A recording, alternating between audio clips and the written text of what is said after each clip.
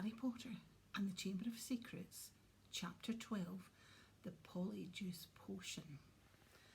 They stepped off the stone staircase at the top, and Professor McGonagall rapped on the door. It opened silently, and they entered. Professor McGonagall told Harry to wait, and left him there, alone. Harry looked around. One thing was certain. All of the teachers' offices Harry had visited so far this year, Dumbledore's was by far the most interesting.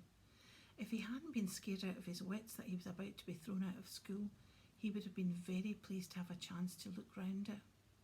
It was a large and beautiful circular room, full of funny little noises. A number of curious silver instruments stood on spindle-legged tables, whirring and emitting little puffs of smoke. The walls were covered with portraits of old headmasters and headmistresses, all of whom were snoozing gently in their frames. There was also an enormous claw-footed desk, and sitting on a shelf behind it, a shabby, tattered wizard's hat, the sorting hat. Harry hesitated.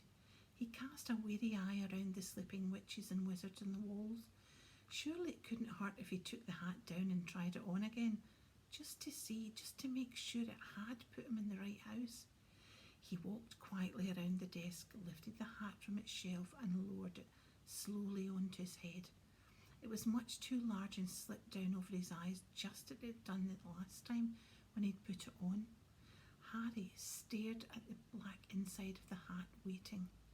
Then a small voice said in his ear, "Be in your bonnet, Harry Potter." Yes," muttered Harry. "Sorry to bother you. I wanted to ask. You've been wondering whether I put you in the right house," said the hat smartly. "Yes, you were particularly difficult to place, but I stand by what I said before." Harry's heart leapt. "You would have done well in Slytherin." Harry's stomach plummeted. He grabbed the point of the hat and pushed it off. It hung limply in his hand, grubby and faded. Harry pushed it back onto the shelf, feeling sick. "You're wrong," he said aloud to the still and silent hat. It didn't move. Harry backed away, watching it. Then a strange gagging noise behind him made him wheel round. He wasn't alone after all. Standing on a golden perch behind the door was a decrepit-looking bird, which resembled a half-plucked turkey. Harry stared at it, and the bird looked balefully back, making its gagging noise again. Harry thought it looked very ill. Its eyes were dull, and even as Harry watched, a couple more feathers fell out of its tail. Harry was just thinking that all he needed was for Dumbledore's pet bird to die when he was alone in the office with it, when the bird burst into flames. Harry yelled in shock and backed away into the desk. He looked feverishly around in case there was a glass of water somewhere, but he couldn't see one. The bird, meanwhile, had become a fireball. It gave one loud shriek, and the next second there was nothing but a smouldering pile of ash on the floor. The office door opened. Dumbledore came in looking very sombre. "Professor," Harry gasped, "your bird? I couldn't do anything, it just caught fire." To Harry's astonishment, Dumbledore smiled. "About time too," he said. "He's been looking dreadful for days. I've been telling him to get a move on." He chuckled at the stunned look on Harry's face. "Fox is a phoenix, Harry. Phoenix burst into flame when it's time for them to die and are reborn from the ashes. Watch him." Harry looked down in time to see a tiny wrinkled newborn bird poke its head out of the ashes. It was quite as ugly as the old one. "It's a shame you had to see him on burning day," said Dumbledore, sitting himself behind the desk. "He's really very handsome most of the time. Wonderful red and gold plumage. Fascinating creatures, phoenix. They carry immensely heavy loads. Their tears have healing powers, and they make highly faithful pets." In the shock of Fox carrying fire, Harry had forgotten what he was there for. But it all came back to him as Dumbledore settled himself in the high-backed chair behind the desk and fixed Harry with his penetrating light blue stare. Before Dumbledore could speak another word, however, the door of the office flew open with an almighty bang, and Hagrid burst in, a wild look in his eyes, his balaclava perched on top of his shaggy black head, and the dead rooster still swinging from his hand. "Wasn't Harry, Professor Dumbledore," said Hagrid urgently. "I was talking to him seconds before that kid was found. He never had time, sir." Dumbledore tried to say something, but Hagrid went ranting on, waving the rooster around in his agitation, sending feathers everywhere. "It can't have been him. I'll swear it in front of the Ministry of Magic if I have to." "Hagrid, you've got the wrong boy, sir. I know Harry never—" "Hagrid," said Dumbledore loudly, "I do not think that Harry attacked those people." "Oh," said Hagrid, the rooster falling limply at his side. "Right, I'll wait outside then, Headmaster." And he stomped out, looking embarrassed. "You don't think it was me, Professor?" Harry repeated hopefully, as Dumbledore brushed rooster feathers off his desk. "No, Harry, I don't," said Dumbledore, though his face was sombre again. "But I still want to talk to you." Harry waited nervously while Dumbledore considered him, the tips of his long fingers together. "I must ask you, Harry, whether there is anything you'd like to tell me," he said gently. "Anything at all." Harry didn't know what to say. He thought of Malfoy shouting, "You'll be next, mudbloods," and of the Polyjuice Potion simmering away in moaning Myrtle's bathroom. Then he thought of the disembodied voice he'd heard twice and remembered what Ron had said. Hearing voices no one else can hear isn't a good sign, even in the wizarding world. He thought too about what everyone was saying about him and his growing dread that he was somehow connected with Salazar Slytherin. "No," said Harry, "there isn't anything, Professor." The double attack on Justin and Nearly Headless Nick turned what had hitherto been nervousness into real panic. Curiously, it was Nearly Headless Nick's fate that seemed to worry people most. What could possibly do that to a ghost? People asked each other. What terrible power could harm someone who was already dead? There was almost a stampede to book seats on the Hogwarts Express so that students could go home for Christmas. "At this rate, we'll be the only ones left," Ron told Harry and Hermione. "Us, Malfoy, Crabbe and Goyle. What a jolly holiday it's going to be." Crabbe and Goyle, who always did whatever Malfoy did, had signed up to stay over the holidays too, but Harry was glad that most people were leaving. He was tired of people skirting around him in the corridors as though he was about to sprout fangs or spit poison, tired of all the muttering, pointing and hissing as he passed. Fred and George, however, found all this very funny. They went out of their way to march ahead of Harry down the corridor, shouting, "Make way for the heir of Slytherin, seriously evil wizard coming through." Percy was deeply disapproving of this behaviour. "It is not a laughing matter," he said coldly. "Oh, get out of the way, Percy," said Fred. "Harry's in a hurry."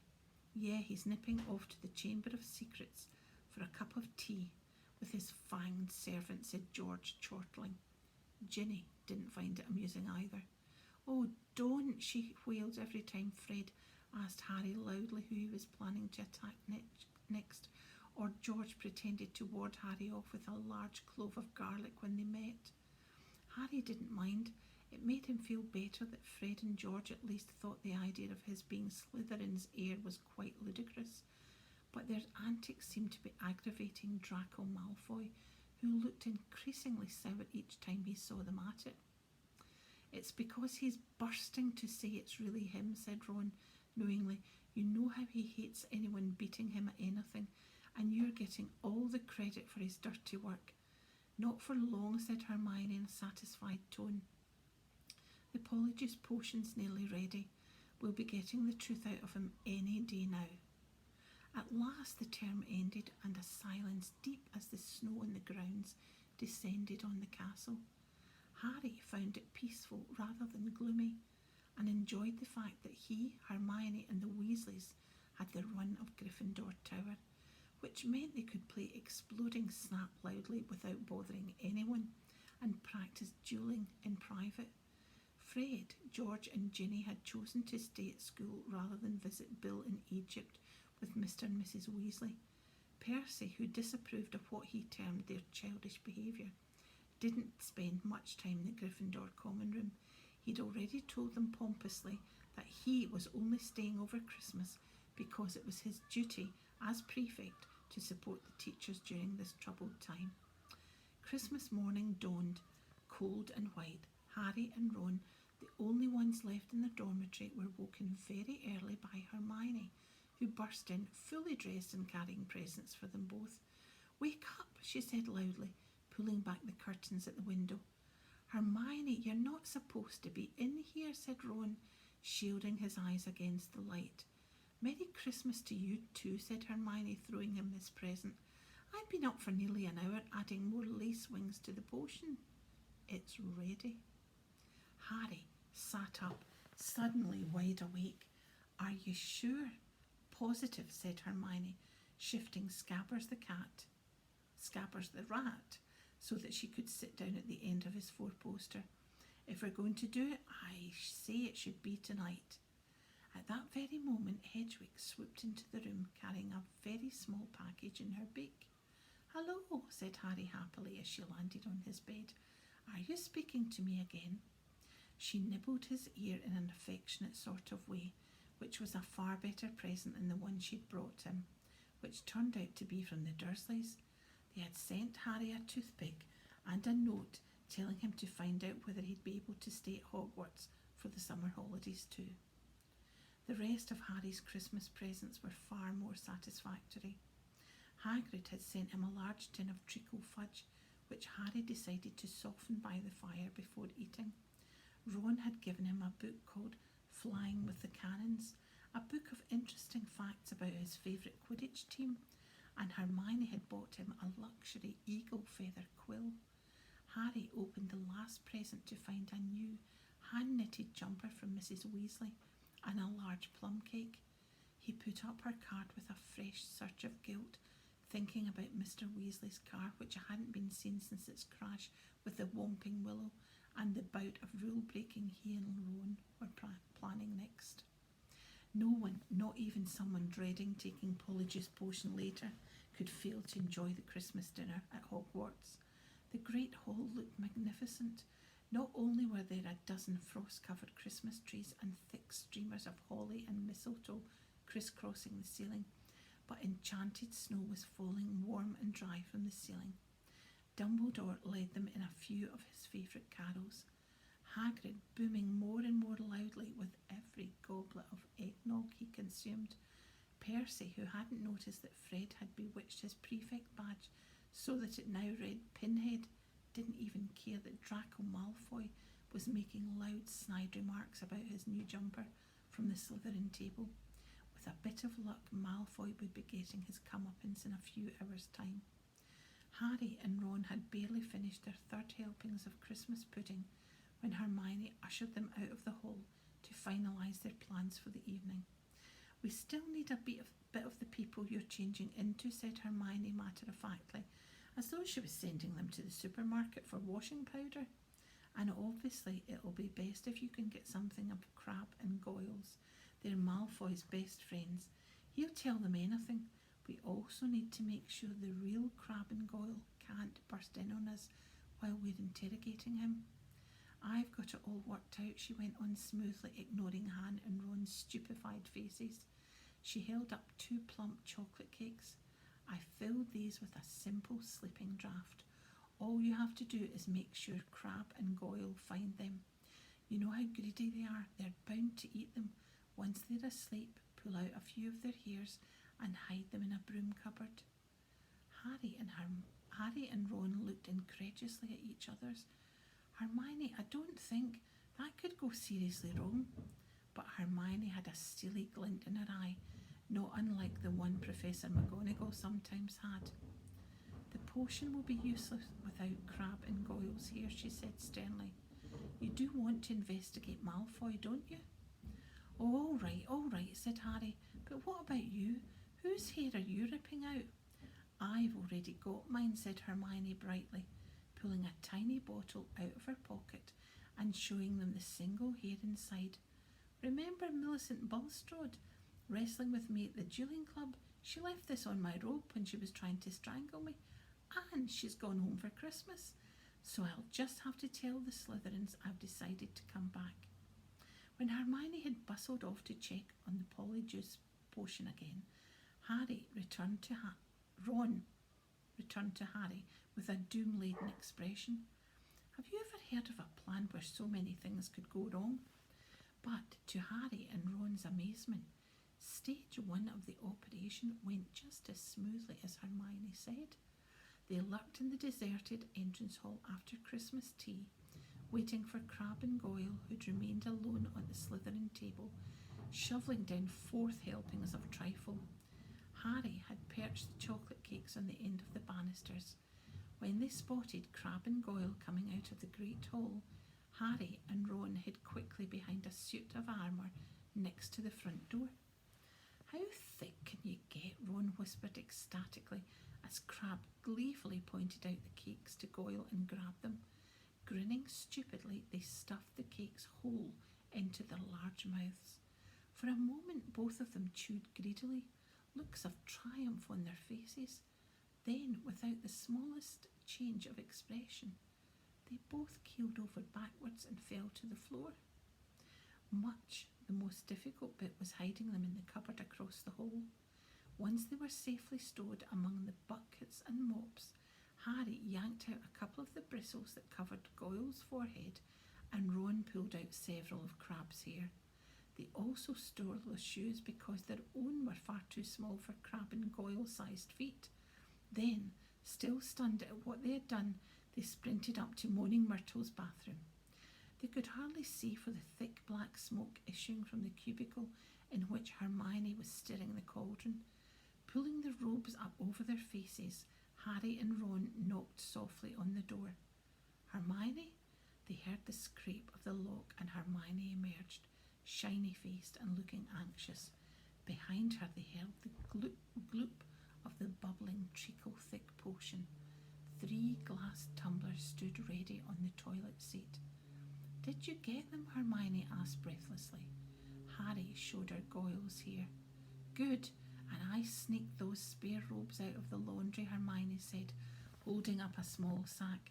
"You'll need bigger sizes once you're Crabbe and Goyle." The 3 of them stared into the cauldron. Close up, the potion looked like thick, dark mud, bubbling sluggishly. "I'm sure I've done everything right," said Hermione, nervously rereading the splotch page of most potent potions. "It looks like the book says it should. Once we've drunk it, we'll have exactly an hour before we change back into ourselves." "Now what?" Ron whispered. "We separate it into 3 glasses and add the hairs." Hermione ladled large drops of the potion into each of the glasses.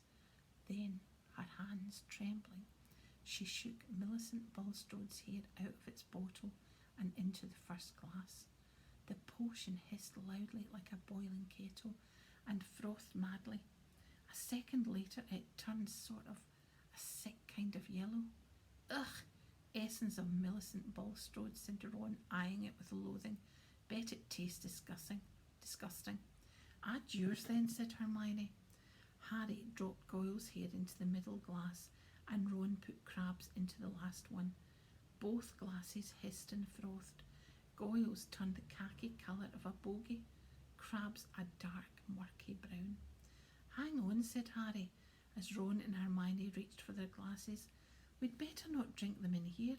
Once we turn into Crabbe and Goyle, we won't fit, and Millicent Bulstrode's no pixie." "Good thinking," said Ron, unlocking the door. "We'll take separate cubicles." Careful not to spill a drop of his Polyjuice Potion, Harry slipped into the middle cubicle. "Ready?" he called. "Ready," came Ron and Hermione's voices. 1, 2, 3. Pinching his nose, Harry drank the potion down in 2 large gulps. It tasted like overcooked cabbage. Immediately his insides started writhing as though he'd just swallowed live snakes. Doubling up, he wondered whether he was going to be sick. Then a burning sensation spread rapidly from his stomach to the very ends of his fingers and toes. Next, bringing him gasping to all fours, came a horrible melting feeling, as though the skin all over his body bubbled like hot wax, and before his eyes his hands began to grow, his fingers thickened, the nails broadened, and the knuckles were bulging like bolts.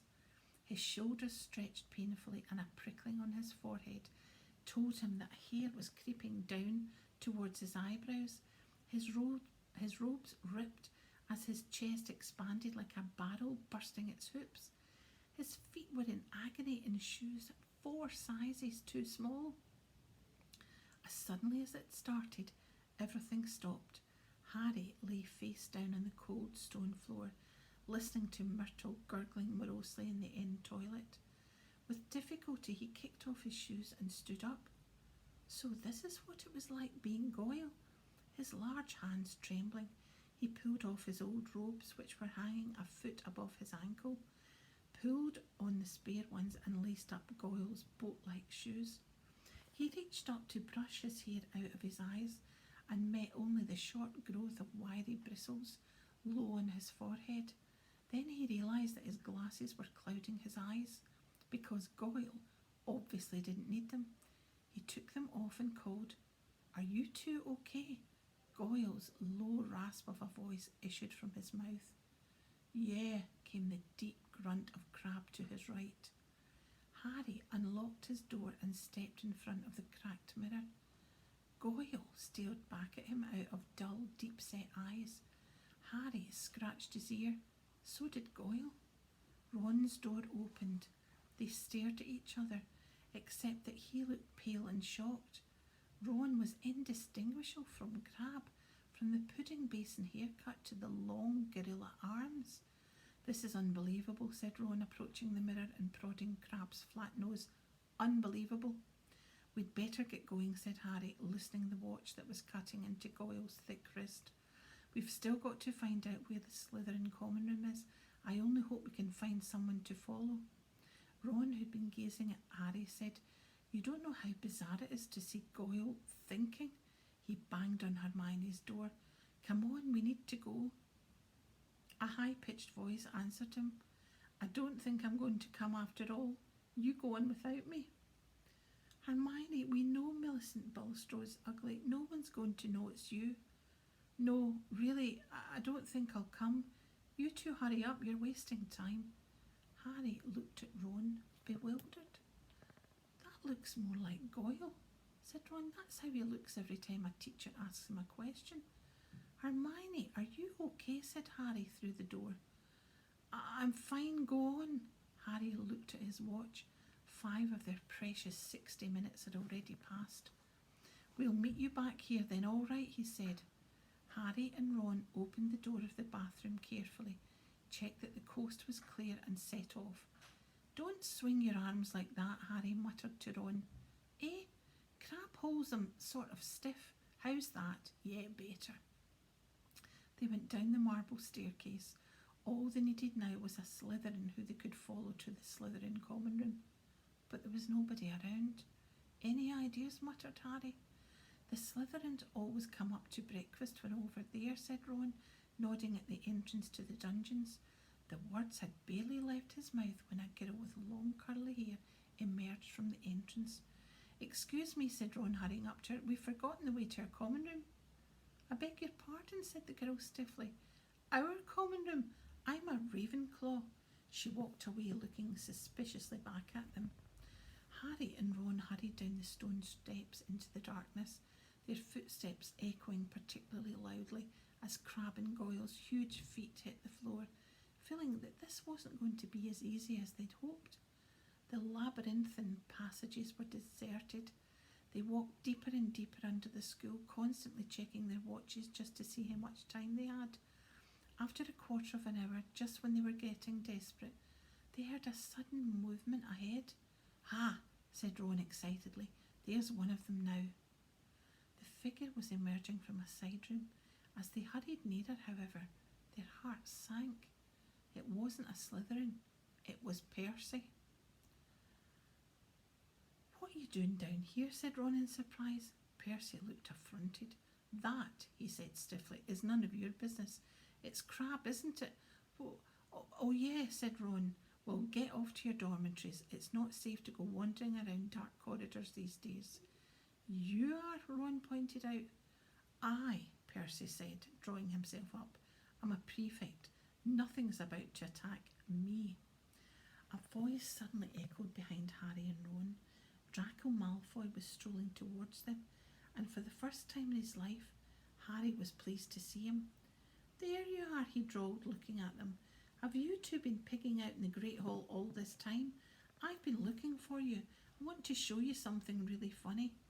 Malfoy glanced witheringly at Percy. And what are you doing here, Weasley? He sneered. Percy looked outraged. You want to show a bit more respect to a school prefect, he said. I don't like your attitude. Malfoy sneered and motioned Harry and Ron to follow him. Harry almost said something apologetic to Percy, but caught himself just in time. He and Ron hurried after Malfoy, who said as they turned into the next passage, That Peter Weasley. Percy, Ron corrected him automatically. Whatever, said Malfoy. I've noticed him sneaking around a lot lately, and I bet I know what he's up to. He thinks he's going to catch Slytherin's heir single-handed. He gave a short, derisive laugh. Harry and Ron exchanged excited looks. Malfoy paused by a stretch of bare, damp wallstone. What's the new password again? He said to Harry. Said Harry. Oh yeah, pure blood, said Malfoy, not listening, and a stone door concealed in the wall slid open. Malfoy marched through it, and Harry and Ron followed him.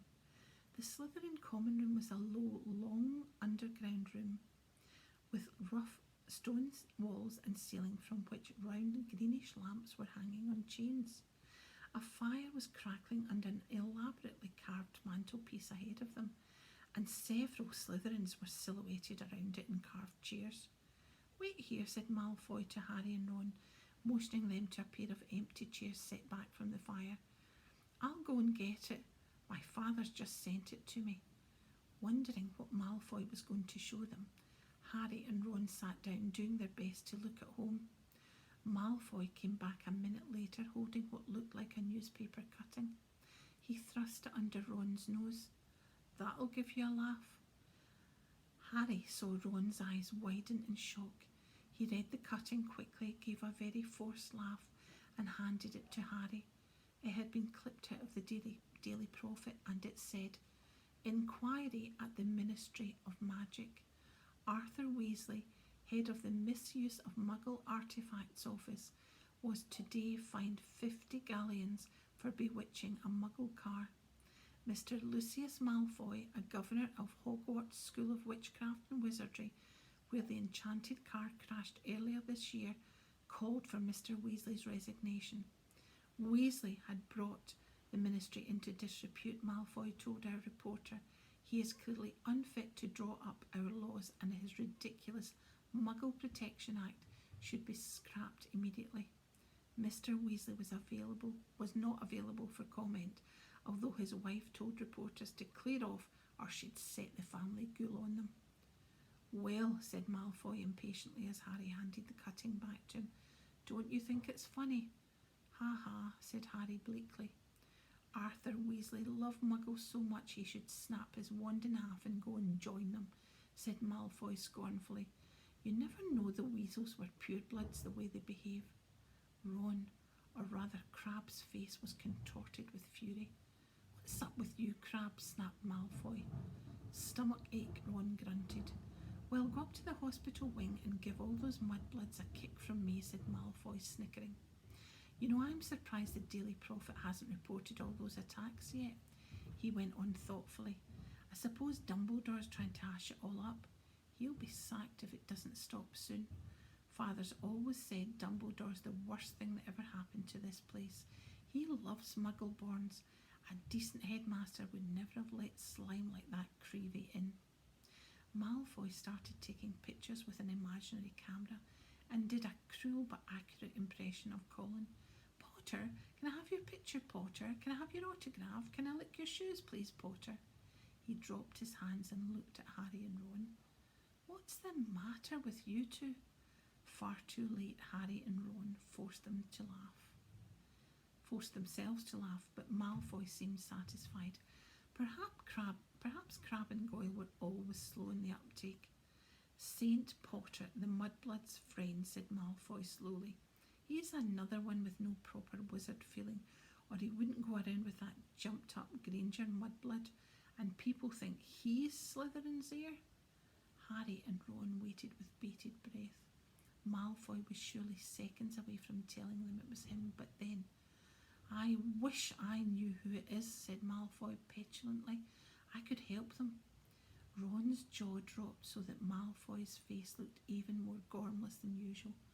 Fortunately, Malfoy didn't notice, and Harry, thinking fast, said, You must have some idea of who's behind it all. You know I haven't, Goyle. How many times do I have to tell you, snapped Malfoy, and Father won't tell me anything about the last time the chamber was opened either.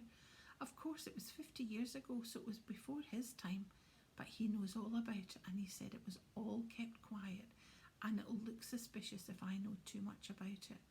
But I know one thing. Last time the Chamber of Secrets was opened, a mudblood died, so I bet it's only a matter of time before one of them's killed this time. I hope it's Granger, he said with relish. Ron was clenching Crabbe's gigantic fist, feeling it would be a bit of a giveaway if Ron punched Malfoy. Harry shot him a warning look and said, Do you know if the person who opened the chamber last time was caught? Oh yeah, whoever it was expelled, said Malfoy. They're probably still in Azkaban. Azkaban? Said Harry, puzzled. Azkaban, the wizard prison, Goyle, said Malfoy, looking back. Honestly, if you were any slower, you'd be going backwards. He shifted restlessly in his chair and said, Father says to keep my head down and let the heir of Slytherin get on with it. He says the school needs ridding of all the mudblood filth, but not to get mixed up in it. Of course, he's got a lot on his plate at the moment. You know the Ministry of Magic raided our manor last week. Harry tried to force Goyle's dull face into a look of concern. Yeah, said Malfoy. Luckily they didn't find much.